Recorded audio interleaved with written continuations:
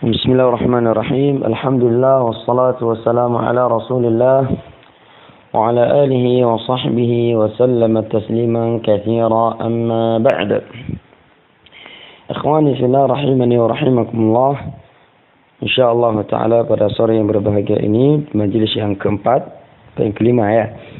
Yang keempat, kita akan sedikit memberi ta'liq terhadap hadis yang telah kita baca, yang insyaallah taala pada majlis yang kelima atau yang berikutnya kita akan memasuki hadis bab ini. Wa faedah berikutnya dari hadis Umar bin Khattab radhiyallahu anhu ini adalah bahwasanya al-umur bimaqasidiha. Setiap perkara itu sesuai dengan tujuannya. Apabila tujuannya baik, maka dia mendapatkan pahala yang baik.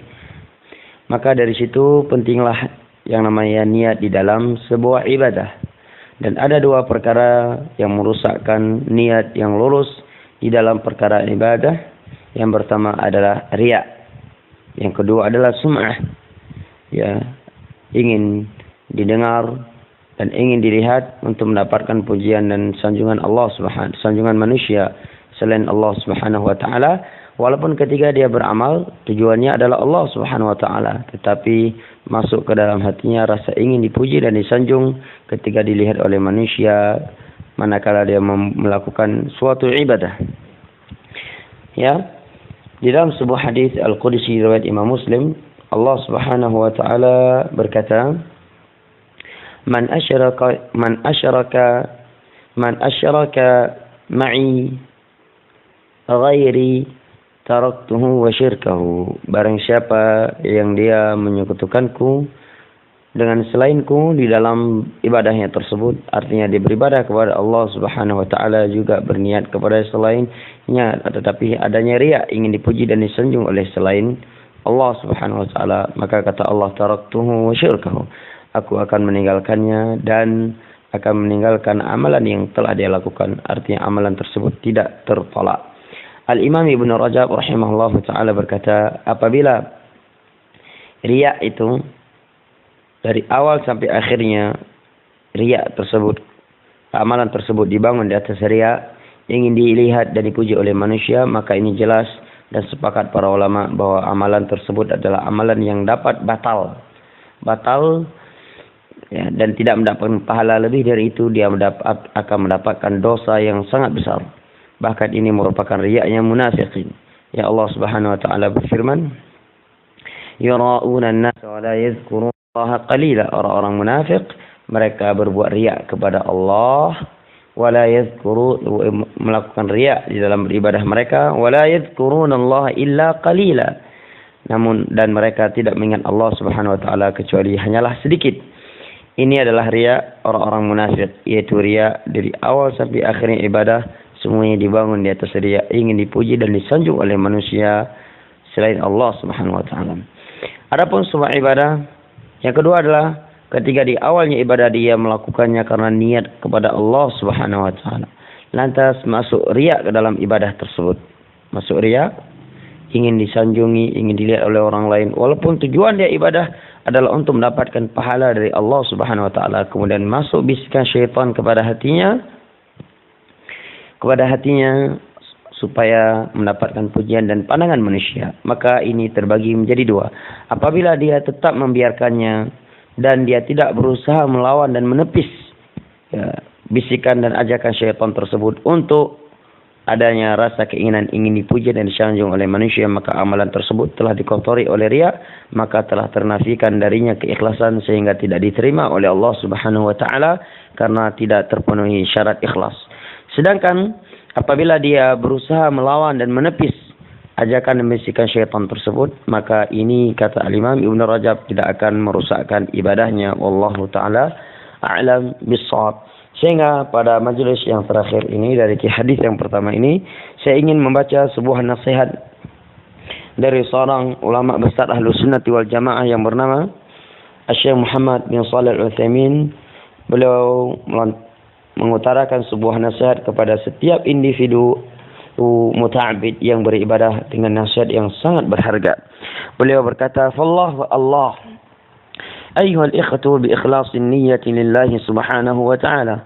Allah, wahai segenap saudara-saudaraku, untuk memperhatikan niat hanya lurus kepada Allah, niat yang lurus karena Allah subhanahu wa ta'ala semata.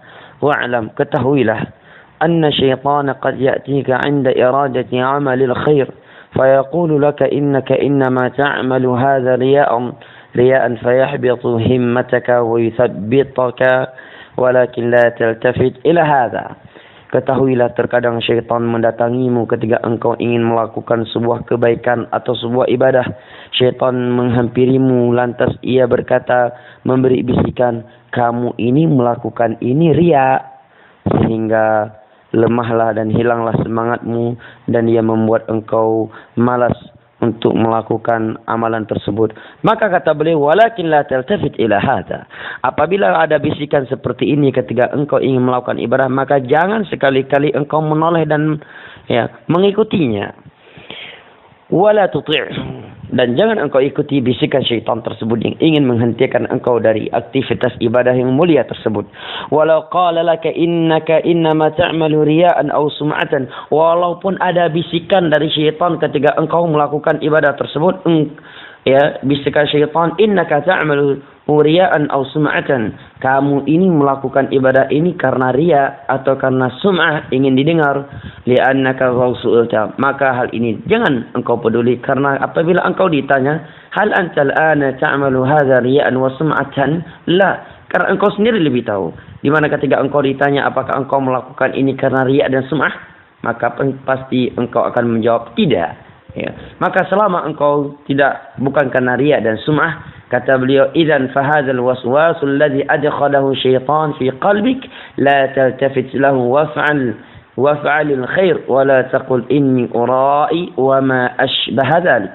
Maka dari itu, waswas syaitan ini yang dimasuki oleh syaitan di hatimu tersebut, jangan sekali-kali engkau menolehnya, tetaplah engkau melanjutkan apa yang telah engkau ingin rencanakan daripada melakukan sebuah kebaikan, dan jangan sekali-kali engkau meninggalkannya karena bisikan syaitan tersebut yang lantas engkau menyatakan aku akan jatuh ke dalam riya, sehingga engkau mundur dari tujuan yang baik tersebut. Oleh karena itu, Fudail bin Iyad rahimahullahu taala menyatakan, al-amalu lin-nasi riya'an wa tarkuhu lin-nasi syirkan. Melakukan sebuah ibadah karena ingin disanjung oleh manusia, ingin dipuji oleh manusia, itu adalah riya.